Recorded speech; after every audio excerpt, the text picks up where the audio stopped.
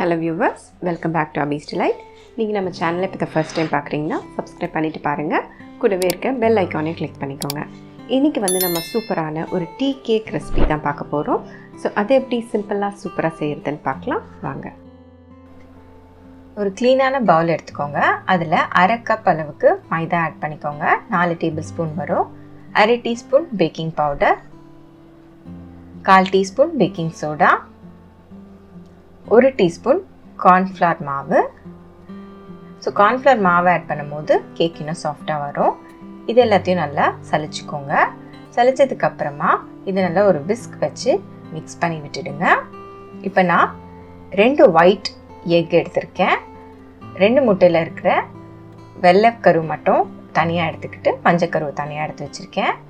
இப்போ அதில் 1 பிஞ்ச் அளவுக்கு உப்பு சேர்த்துட்டு அரை கப் சர்க்கரையில் பாதி மட்டும் இப்போ நான் ஆட் பண்ணுறேன். இப்போ இதை நல்லா பீட் பண்ண ஆரம்பிக்கலாம்.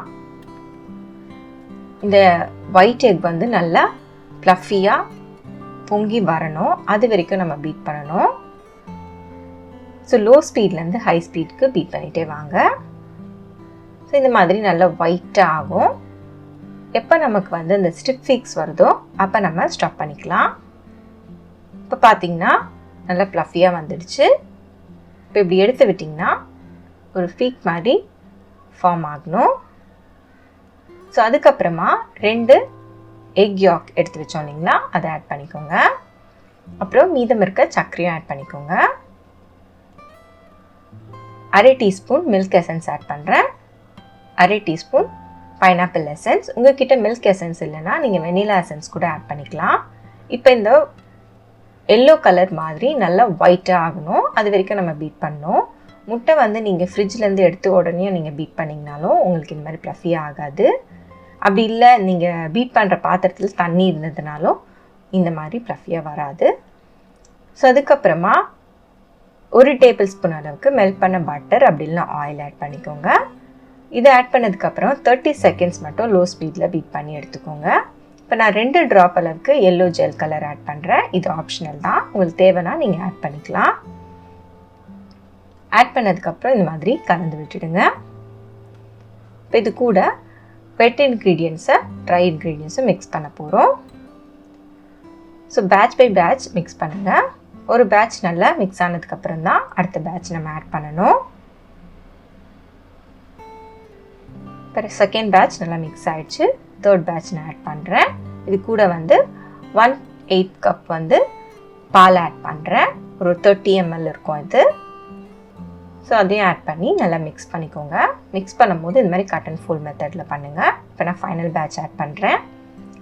இப்போ எல்லாத்தையும் நல்லா ஃபுல்லாக மிக்ஸ் பண்ணியாச்சு.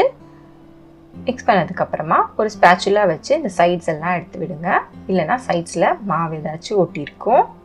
இப்போ ஆயில் க்ரீஸ் பண்ண பேனில் பட்டர் பேப்பர் போட்டு வச்சுருக்கேன். அதில் நான் ட்ரான்ஸ்ஃபர் பண்ணிக்கிறேன். ட்ரான்ஸ்ஃபர் பண்ணதுக்கப்புறமா இந்த மாதிரி ஒரு கம்பி வச்சு ஏர் பபிள்ஸ்லாம் ரிலீஸ் பண்ணி விட்டுடுங்க. 180 டிகிரியில் 10 மினிட்ஸ் ப்ரீ ஹீட் பண்ண ஓவனில் இதை 35 மினிட்ஸ் பேக் பண்ணிக்கோங்க. நீங்கள் பாத்திரத்தில் பேக் பண்ணுற மாதிரி இருந்தால் இந்த மாதிரி ஒரு பாத்திரத்தில் ஸ்டாண்ட் போட்டுட்டு லோ ஃப்ளேமில் 35 மினிட்ஸ்க்கு இதை பேக் பண்ணி எடுத்துக்கோங்க.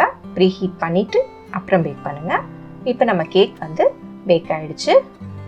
இன்சர்ட் பண்ணி பார்த்தீங்கன்னா தெரியும். இந்த மாதிரி ஒரு கூலிங் ரேக்கில் போட்டு வச்சுக்கோங்க கேக் ஆறுற வரைக்கும். கேக் ஆறுனதுக்கப்புறமா அப்சைட் டவுன் போட்டு ஒரு டேப் பண்ணிங்கன்னா உங்கள் கேக் சூப்பராக வந்துடும். இப்போ இந்த பட்டர் பேப்பர்லாம் ரிமூவ் பண்ணிவிட்டு சைட்ஸ் உங்களுக்கு வேணும்னா நீங்கள் கட் பண்ணிக்கலாம். கட் பண்ணிவிட்டு நீங்கள் பீஸ் போட்டு யூஸ் பண்ணிக்கலாம். இந்த சூப்பரான கேக் ரெசிபி உங்களுக்கு பிடிச்சிருந்துன்னா ஒரு லைக் பண்ணுங்கள். நம்ம சேனலில் இருக்க மற்ற ரெசிபிஸையும் பாருங்கள். பிடிச்சதுன்னா சப்ஸ்கிரைப் பண்ணுங்கள். தேங்க்யூ ஃபார் வாட்சிங் AbizDelight.